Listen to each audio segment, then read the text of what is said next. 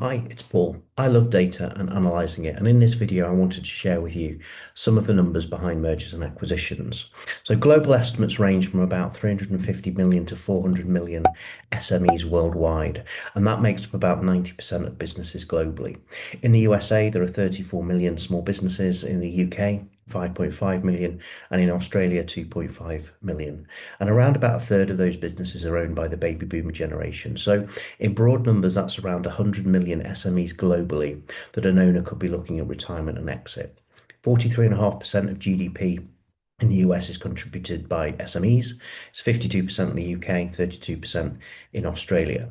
So, what are the three industries by GDP contribution? Well, in the US, professional services, manufacturing are both worth over $3 trillion. Finance, insurance, and real estate, 2.6 trillion. Similar in the UK, with professional services topping the list at 700 billion pounds. Finance and insurance, 160 billion. Wholesale and retail, 160 billion. 80% is services. Down under in Australia, mining is the big one at 300 billion dollars.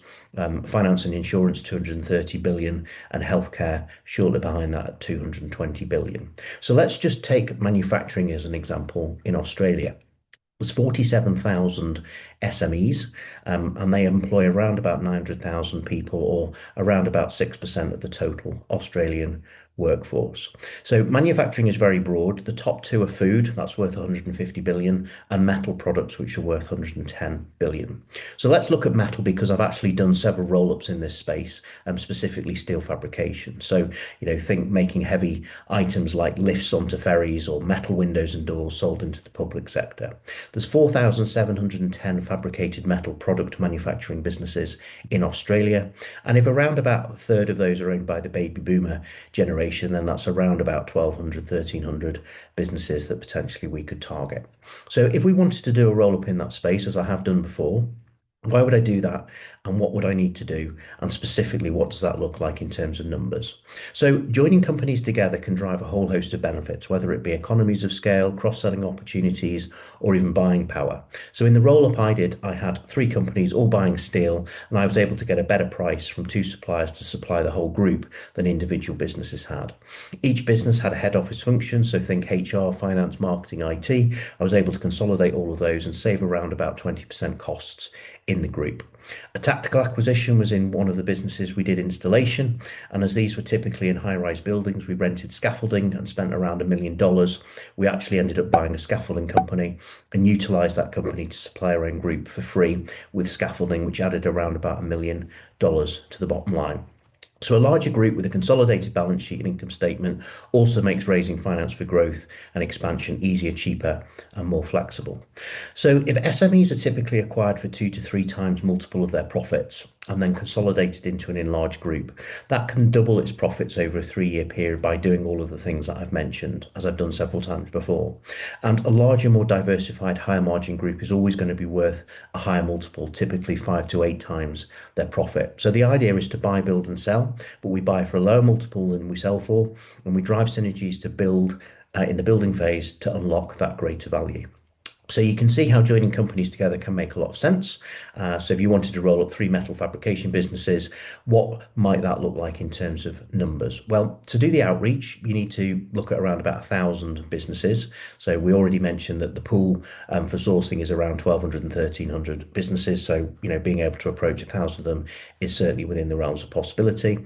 And you would basically, originate those deals by approaching those companies directly, writing to the business owner, emailing them, contacting them through social media. And I do outline the strategies for deal origination in one of my earlier videos. The link is in the description below.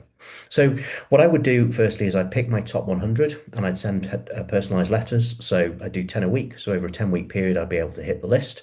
And then I'll mail the other 900 with a more generic letter complemented by email and LinkedIn. So over a quarter, so 12, 13 weeks, that's around about 75 letters each week. And typically we get around about 60% of those with email addresses, which is around 45 emails a week to send. And a third of them will be on LinkedIn, which is 25.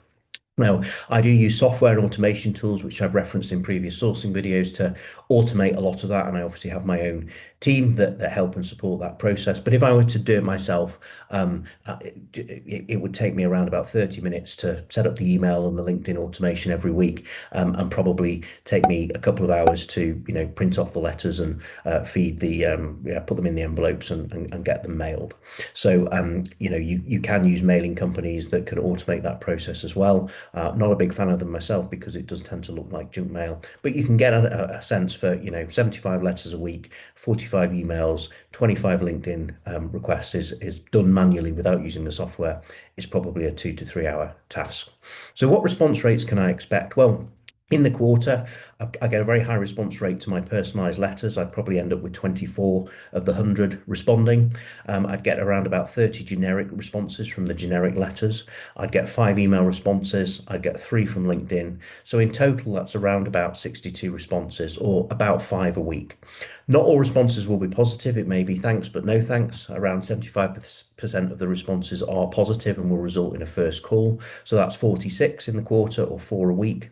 Those calls typically take about an hour, 15 minutes to prepare, 45 minutes on the call. So you're looking at around 4 hours work per week.